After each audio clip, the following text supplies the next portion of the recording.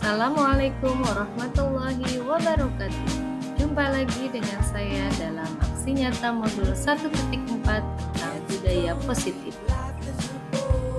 Perkenalkan, saya Dedeh Komara Hindaria, calon guru penggerak angkatan 8, asal sekolah dari SDN Pasir Kaliki 1, Kecamatan Rawamerta, Kabupaten Karawang, Jawa Barat. Dengan pengajar praktik Ibu Lilis Cahyati MPD dan Ibu Jenny Ambiani MPD sebagai fasilitator. Hal yang mendasari saya membuat aksi nyata ini adalah saya ingin menerapkan budaya positif di sekolah untuk mewujudkan profil pelajar Pancasila. Tujuan dari aksi nyata ini yaitu yang pertama, menumbuhkan budaya positif di sekolah. Yang kedua, menumbuhkan motivasi intrinsik pada peserta didik. Tolok ukur dari keberhasilan aksi nyata tentang budaya positif ini adalah peserta didik mampu membuat keyakinan kelas. Peserta didik mampu menerapkan keyakinan kelas yang sudah disepakati secara konsisten atas kesadaran sendiri. Dalam aksi nyata ini, saya membuat video tentang diseminasi budaya positif dan cara membuat keyakinan. Selamat menyaksikan. Assalamualaikum warahmatullahi wabarakatuh. Yang terhormat Ibu Kepala Sekolah SDN Pasir Kaliki 1, yang saya hormati Bapak Ibu Guru SDN Pasir Kaliki 1 dan staf teknik SDN Pasir Kaliki 1. Pertama-tama marilah kita panjatkan puji dan syukur kehadiratulahi Rabbi Allah Subhanahu wa taala, karena pada hari ini kita semua bisa berkumpul di ruangan ini dalam keadaan sehat walafiat dalam acara pembuatan aksi nyata calon guru penggerak. Sholawat serta salam tidak lupa kita panjatkan, curahkan ke Nabi besar Muhammad SAW. Mudah-mudahan kita mendapatkan syafaatnya. Ya. Saya berdiri di sini akan membimbing atau menjadi MC dalam acara pembuatan aksi nyata calon guru penggerak, di mana saya akan membacakan susunan acaranya apa saja. Yang pertama, pembukaan yang nantinya akan saya buka. Yang kedua, menyanyikan lagu Indonesia Raya. Yang ketiga, pembacaan doa. Yang keempat, sambutan dari kepala sekolah. Yang kelima, presentasi budaya positif oleh CGP. Dan terakhir, penutup. Pertama-tama kita akan membuka acara ini dengan mengucapkan Bismillahirrahmanirrahim secara bersama-sama. Bismillahirrahmanirrahim. Mudah-mudahan acara ini berjalan dengan lancar. Yang kedua, amin ya rabbal alamin. Yang kedua yaitu menyanyikan lagu Indonesia Raya yang akan dipandu oleh Ibu Bibah. Kepada Ibu Bibah kami persilahkan. Harapkan untuk berdiri.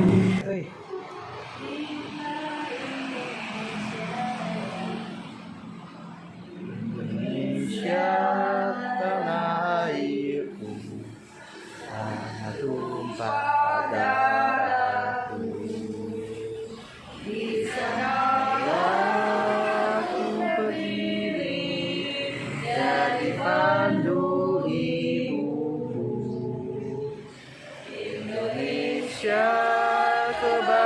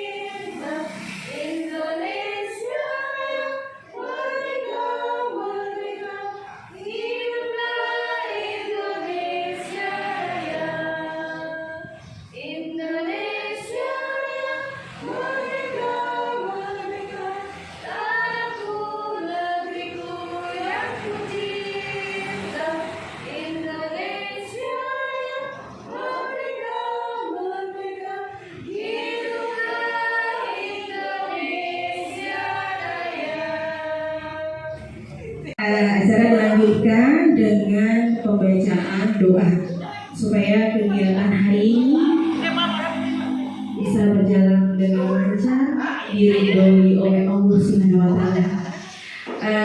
Doa akan dipimpin oleh Ibu Umroh. Kepada Ibu Umroh dipersilakan. Cara doa yaitu kita membacakan yaitu surat Al-Fatihah ya.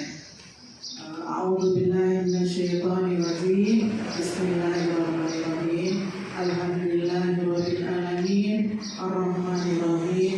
Maliki yaumiddin. Iyyaka na'budu wa iyyaka nasta'in. Ihdinas siratal mustaqim. Siratal ladzina an'amta 'alaihim ghairil maghdubi 'alaihim waladdallin. Sekian saja dari saya. Doa yang sudah kita panjatkan bisa diterima dan diridhoi oleh Allah, dan kegiatan hari ini bisa berjalan dengan lancar. Selanjutnya pemberian sambutan yang akan disampaikan Ibu Kepala Sekolah SDN Pasir Kaliki 1 kepada Ibu Haji Lilis. Kami persilahkan. Bismillahirrahmanirrahim. Assalamualaikum warahmatullahi wabarakatuh. Waalaikumsalam Bismillahirrahmanirrahim. Alhamdulillah. Wassalatu wassalamu ala Rasulillah wa ala alihi wa sahbihi wa man wala. Wala haula wala quwwata illa billahil aliyyil azim. Rabbi shrah li sadri wa yassir li amri wa hlul 'uqdatam min lisani yafqahu qawli. Yang terhormat ibu-ibu yang menghadiri acara CGP UDD yang kita laksanakan sekarang yang kedua kalinya barangkali ya. Pada hari ini kita melaksanakan pembuatan aksi nyata CGP. Alhamdulillah kita diberikan kesehatan, kita diberikan umur panjang sehingga kita bisa melaksanakan apa yang kita jalankan, apa yang kita kerjakan setiap hari di sekolah. Kebetulan pada hari ini ada kegiatan CGP.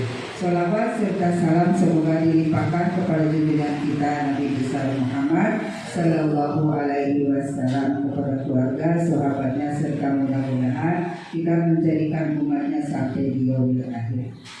Amin, amin ya Allah ya Rabbal alamin. Ibu-ibu, saya tidak akan banyak yang saya sampaikan, hanya kepada Bu Dede, semoga dalam kegiatan CGP ini berjalan dengan lancar. Kita doakan bersama-sama. Kita selaku teman sejawat, ikutilah apa yang disuruh oleh PP-nya. Kita mendukung besar ya kepada kelancaran CGP yang sedang dilaksanakan oleh Bu Dede. Mudah-mudahan teman-teman yang ada di sini juga bisa mengikutinya tahun depan. Mudah-mudahan semuanya CGP. Kalau CGP semua barangkali untuk melonjak ke atasnya gampang ya. Tadi sudah dikatakan oleh Bu Dede pun bisa jadi boro-boro jadi kepala sekolah, jadi pengawas pun akan gampang. Mudah-mudahan semuanya yang ada di sini bisa mengikuti seperti ini. Kita sebagai teman harus kuduknya kita bersama-sama mendukung supaya Bu Dede itu dengan keadaan lancar dan lurus. Hanya itu barangkali sambutan dari saya. Billahi taufiq wal hidayah. Wassalamualaikum warahmatullahi wabarakatuh. Yaitu acara inti di mana akan ada presentasi dari CGP dengan judul Budaya Positif ya, yang akan disampaikan oleh Ibu Dede Komara Hindaria sebagai calon guru penggerak. Kepada Ibu Dede Komara Hindaria. Assalamualaikum warahmatullahi wabarakatuh. Alhamdulillahirabbil alamin wa bihi nasta'in ala umuri dunya wa ala alihi wa sahbihi ajmain. Rabbi shrah li sadri wa yassir li amri wa hlul 'uqdatam min lisani yafqahu qawli. Yang terhormat Ibu Kepala Sekolah SDN Pasir Kaliki 1, yang saya hormati Ibu dan Bapak Guru SDN Pasir Kaliki 1 yang berbahagia. Puji dan syukur kita panjatkan kehadiran Allah Subhanahu wa taala bahwasanya pada hari ini alhamdulillah kita masih bisa diberi kesempatan, diberikan kesehatan dan diberikan nikmat yaitu berupa iman dan Islam. Salawat dan salam tak lupa juga kita haturkan pada junjungan kita Nabi besar Muhammad Sallallahu Alaihi Wasallam, kepada keluarganya, kepada sahabatnya, dan mudah-mudahan kita akan mendapatkan syafaat yaumil akhir nanti. Amin. Bapak Ibu yang terhormat, di sini saya berdiri untuk mengadakan atau membuat aksi nyata pada modul 1.4 itu tentang budaya positif. Ya, sebagai seorang CGP, saya ingin memperkenalkan, saya ingin berbagi ilmu, dan saya ingin menerapkan juga di dalam kelas saya khususnya dan kepada kita semua umumnya untuk menerapkan budaya positif. Ya, tetapi sebelumnya kita akan ice breaking dulu ya, supaya kita tidak jenuh. Ya, kita ikuti ice breaking ini. Mau sambil duduk apa berdiri? Berdiri? Boleh sambil berdiri? Hah? Ya, silakan Bapak Ibu untuk berdiri. Kita akan ice breaking dulu supaya kita belajarnya tambah semangat. Ya. Oke, kita ikutin semua ya. Ya, siap? Oke, kita lihat di layar yang fokus ini.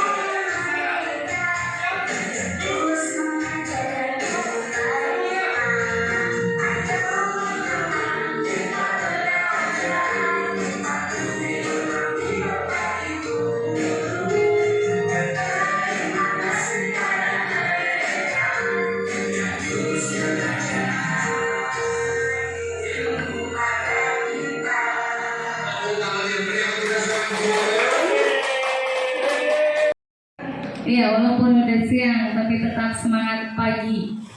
Ya. Baik, Bapak Ibu, di sini saya akan menyajikan tentang penerapan segitiga restitusi. Ya. Di sini saya sebagai calon guru penggerak angkatan 8 diberikan pelajaran oleh dan bimbingan oleh fasilitator dan oleh pengajar praktik. Sekarang kita saksikan dulu penerapan segitiga restitusi yang ada di sekolahan kita. Ini saya Dede Komarahindaria, calon guru penggerak angkatan 8 dari SDN Pasir Kaliki 1, Karawang, Jawa Barat. Di sini saya akan mengenalkan tentang segitiga restitusi. Apa itu segitiga restitusi? Segitiga restitusi itu merupakan proses untuk menciptakan kondisi bagi murid untuk memperbaiki kesalahan mereka sehingga mereka bisa kembali ke kelompok mereka dengan karakter yang lebih kuat. Jadi selama ini memang anak peserta didik kita itu pasti akan mempunyai masalah. Tetapi ketika anak didik kita itu mempunyai masalah, dan kita otomatis harus bisa menyelesaikan permasalahan tersebut. Nah, caranya bagaimana? Segitiga restitusi itu ada 3 langkahnya, yaitu yang pertama dengan menstabilkan identitas. Ketika anak bersalah itu mereka memang membuat kesalahan baik yang mereka sengaja maupun yang tidak mereka sengaja. Nah, di sini untuk apa menstabilkan identitas itu? Apa tujuan dari menstabilkan identitas itu? Menstabilkan identitas itu mempunyai tujuan, yaitu untuk mengubah identitas siswa yang dari gagal karena melakukan kesalahan menjadi orang yang sukses. Karena kalau kita membuat kesalahan itu pasti akan kita merasa punya, wah salahnya berat banget sepertinya, gitu kan? Ya, untuk itu kita harus menstabilkan dulu identitas siswanya. Nah, kebutuhan manusia itu kan kita berbeda-beda. Ada kebutuhan yang harus kita penuhi, itu ada 5 kebutuhan yang kebutuhan dasar dari manusia itu, yaitu yang pertama survive atau bertahan hidup. Terus yang kedua rasa sayang dan merasa diterima. Yang ketiga kebebasan. Yang keempat penguasaan. Dan yang kelima itu tentang rasa diakui, ya. Nah, itu yang harus kita penuhi kepada peserta didik kita. Nah, kebutuhan itu harus tertanam dalam diri anak. Itu berdasarkan kebutuhan itu, apabila kebutuhan mereka cukup terpenuhi, maka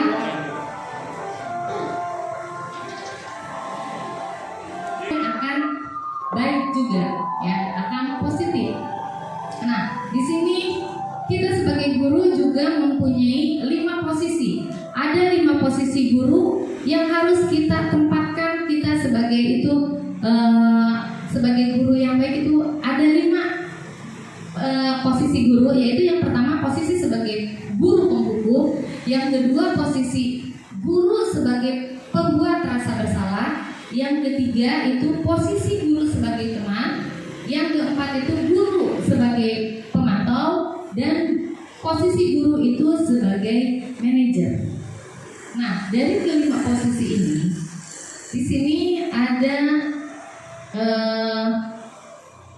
bagan di mana motivasi itu ada juga kita sebagai guru penghukum, pembuat berbuat rasa bersalah, teman, pemantau, dan manajer. Untuk membedakannya, yaitu biasanya kalau guru sebagai penghukum, ya, itu akan menghardik. Ya, guru itu akan berbuat menghardik, menunjuk-nunjuk, menyakiti dan menyindir. Jadi artinya ketika anak berbuat salah, si guru itu akan langsung naik darah, terus kemudian akan memarahi si anak itu. Kamu kenapa, seperti itu. Itu sebagai posisi guru sebagai penghukum. Nah, kemudian juga ada guru yang posisinya sebagai pembuat rasa bersalah. Ketika guru yang membuat rasa bersalah itu, dia akan berceramah, menunjukkan kekecewaan yang mendalam. Kamu ini kenapa? Kamu sudah mengecewakan ibu bapak. Pasti akan keluar ucapan seperti itu. Ya. Terus yang ketiga, posisi guru itu sebagai teman. Ketika posisi guru sebagai teman itu akan membuat alasan-alasan untuk murid-muridnya.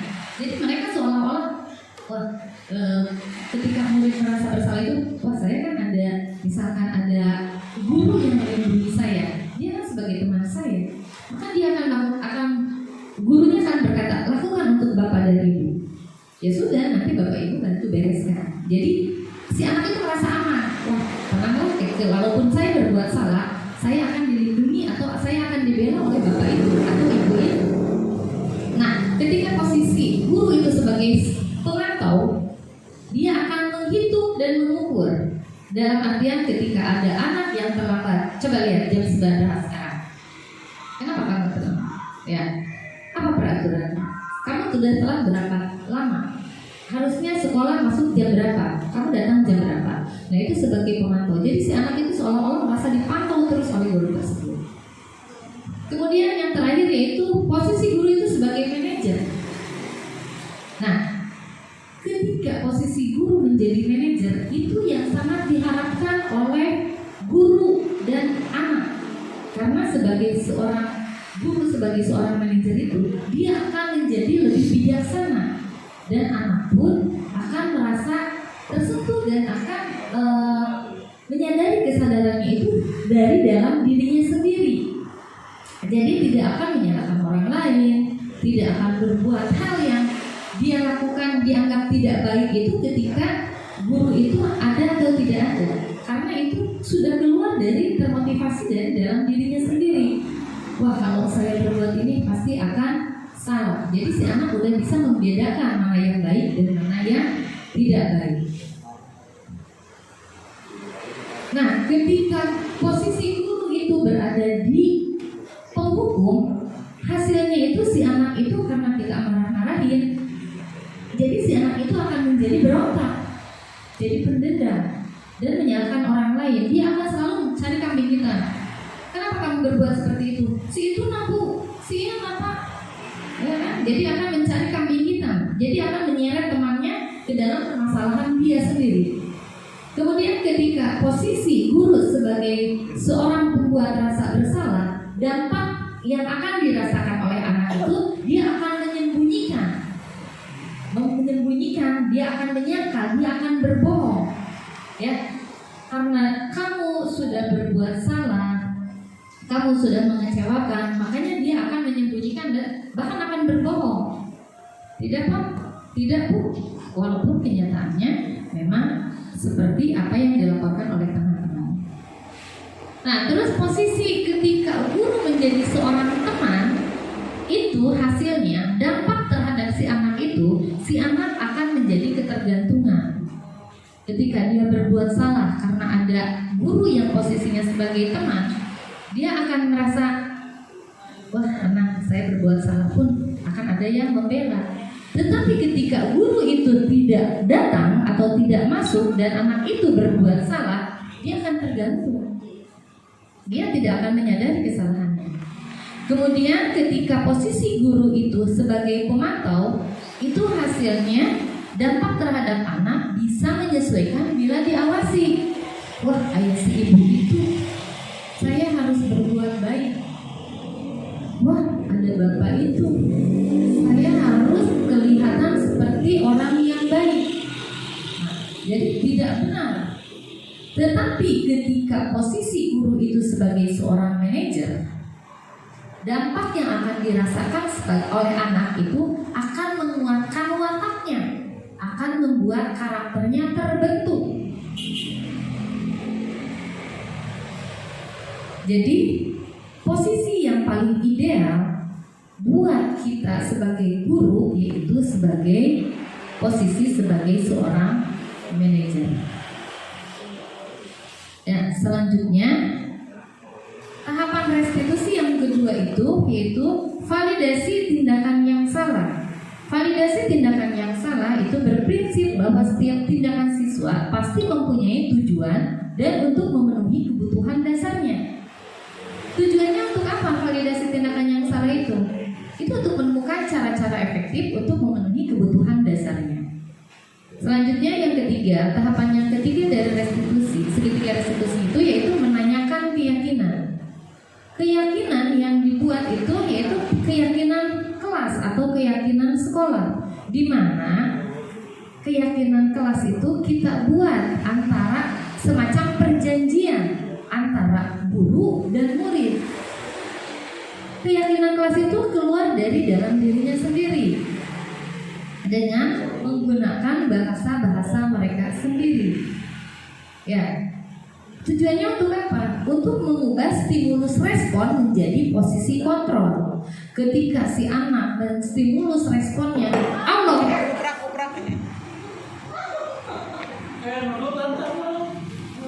ya, posisi kontrol. Jadi si anak itu akan mengontrol dirinya sendiri. Iya. Nah, baik, di sini ada contoh kasus untuk penyelesaian segitiga restitusi. Ini kasus yang pertama. Kasus yang pertama ini kita saksikan dulu.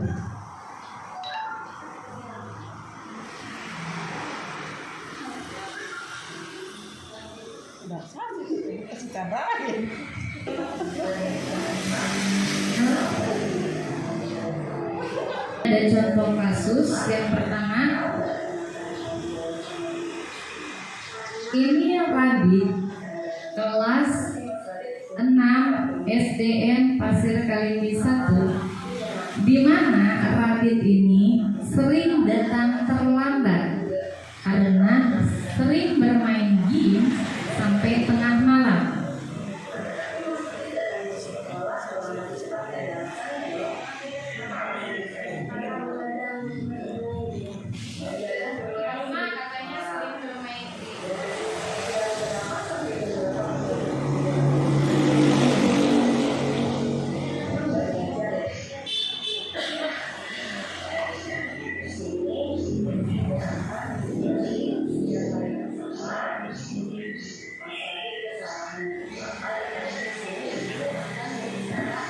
Ini validasi tindakan yang salah.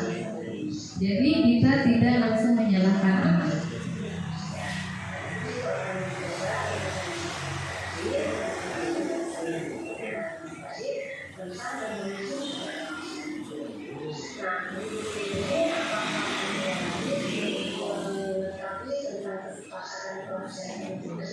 Selanjutnya menanyakan keyakinan yang telah disepakati.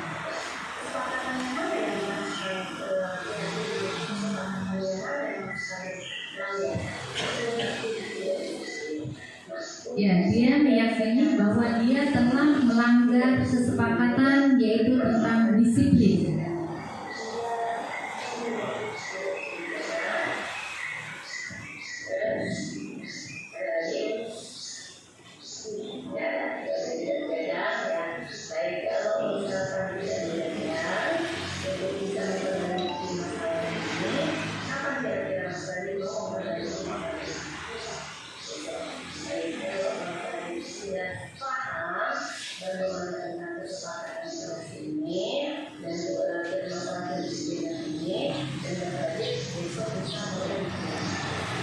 Ya, di sini Radit menyadari kesalahannya bahwa dia sering terlambat datang ke sekolah karena sering bermain HP sampai tengah malam.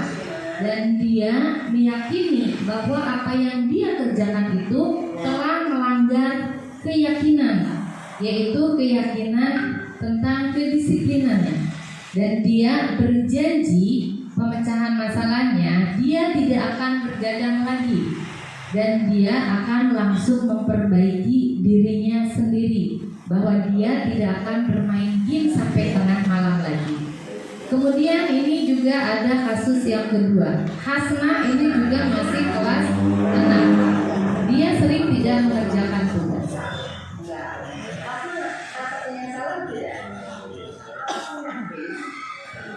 Untuk menstabilkan identitas.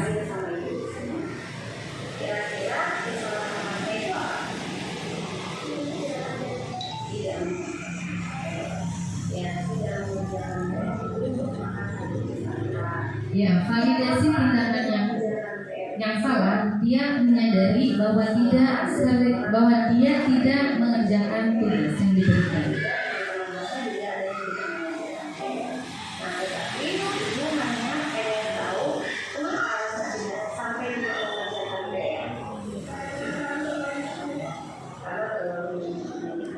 Ya, dia menyadari juga bahwa dia tidak mengerjakan tugas itu karena sering bermain HP.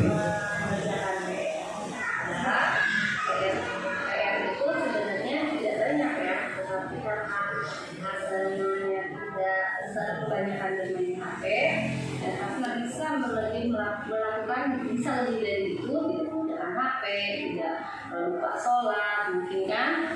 Nah, bisa aja karena nah di sini itu tidak akan menyalahkan Hasna, tapi itu akan membantu Hasna bagaimana mengatasi supaya Hasna permasalahan Hasna ini terpecahkan. Nah, kira-kira apa yang akan Hasna lakukan? Menanyakan keyakinan. Sampai apa yang akan Hasna lakukan supaya Hasna bisa mengerjakan PR dan mengurangi penggunaan HP. Apa yang akan Hasna lakukan? Keyakinan apa yang Hasna udah langgar di sini? Kesepakatan kelas ini sudah dibuat.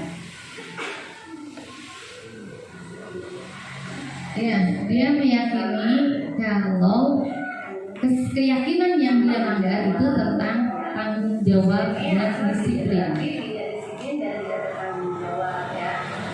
Disiplin dan tidak bertanggung jawab. Nah, untuk memperbaiki permasalahan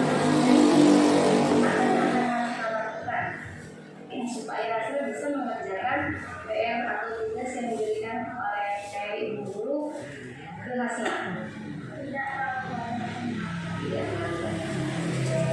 Terus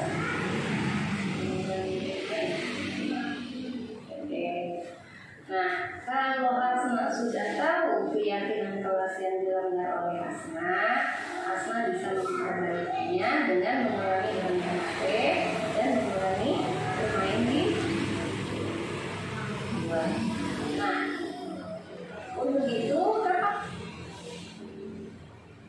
Hasna mau mulai untuk merubah. Ya, Hasna berjanji untuk memulai berubah, mulai. Nah, dari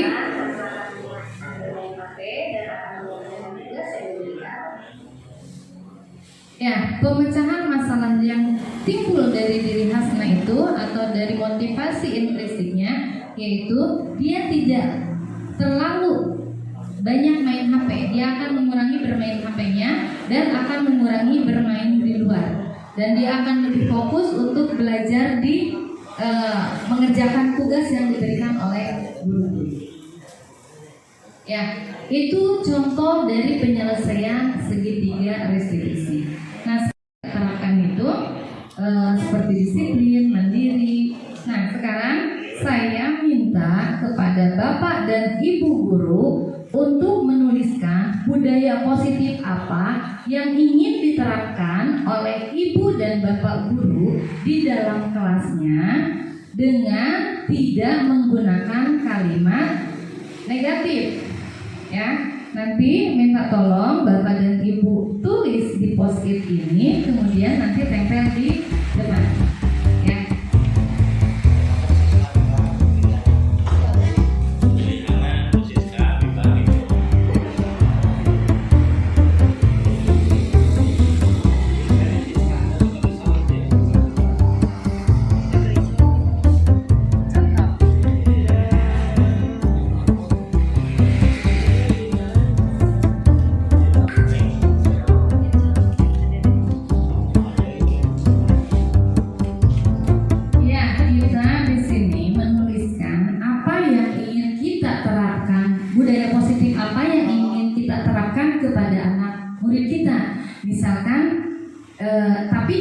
dengan mengubah kata yang negatif ke dalam kata yang positif. Jadi tidak menggunakan kalimat yang negatif, artinya tidak menggunakan kata kata jangan atau jadi kalimat larangan itu tidak.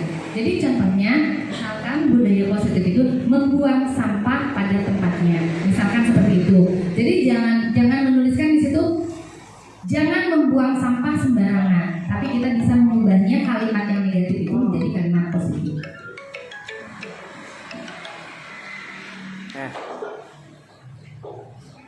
Oke, terima kasih. Siap ini. Sekitar setengah satu. Menyimpan uang pada dompet. Nah, bisa. Silakan bagi yang sudah untuk menempelkannya di depan.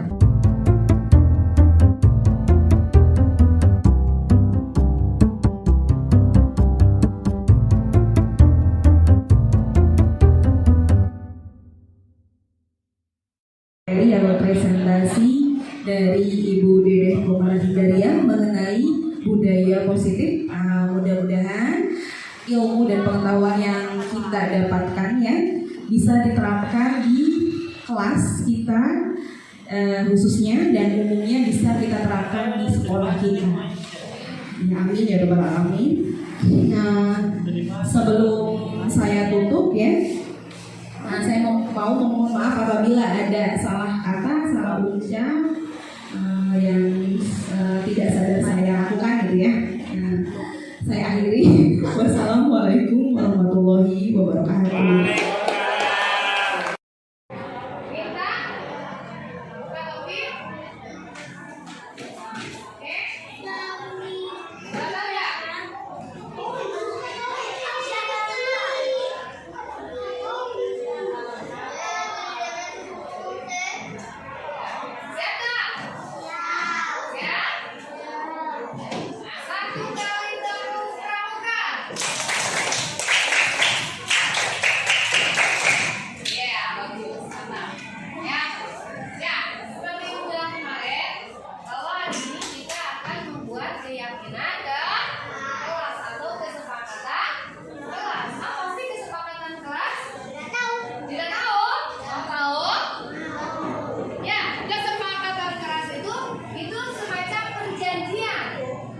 Perjanjian antara ibu sebagai guru dan kalian sebagai peserta didik atau sebagai murid. Mau bikin perjanjian sama ibu? Beneran? Mau? Ya, tapi dah harus dari diri sendiri. Ya, mau? Nanti ibu akan kasih kertas. Ya. Buat apa sih perjanjian kelas atau kesepakatan kelas itu? Supaya kita semua bisa menegakkan budaya positif, supaya kita bisa berdisiplin, ya. Kita bisa mempunyai arah yang benar, supaya kita bisa mentaati, ya. Jadi kalau udah bikin kesepakatan, bikin perjanjian harus harus ditaati, harus dijalankan. Siap menjalankan? Ini bukan dari ibu, tapi dari kalian sendiri. Contohnya gimana kesepakatan kelas itu? Bu, tidak boleh jalan-jalan di dalam kelas. Mau? Contohnya seperti itu. Ya? Nanti ibu akan kasih ini. Mau warna apa? Ada warna orange, ada warna peach, ada warna pink, ada hijau, ada kuning.